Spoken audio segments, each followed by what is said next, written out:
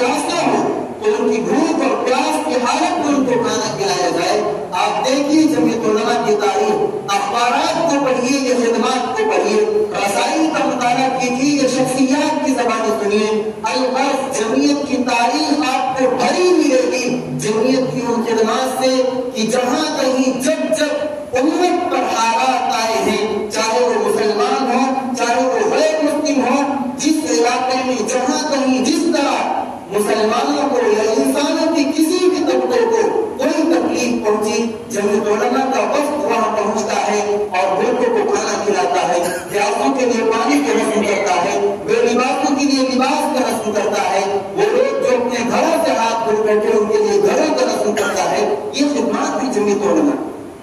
جمعیت علماء وہی کام کرتی ہے جس کام کا حکم اللہ نے دیا۔ جمعیت علماء وہ کام کرتی ہے جو کام رسول اللہ نے کیا۔ یاد کیجئے جناب نبی کریم علیہ السلام جو مکہ المکرمہ سے ہجرت کر کے مدینہ المنورہ تشریف لائے تو اسلام کا پہلا وہ خطبہ جو رسول اللہ نے مدینہ المنورہ میں دیا وہ خطبہ کیا تھا؟ رسول اللہ نے فرمایا یا ایھا الناس، اے لوگوں افشوا السلام، آپس میں سلام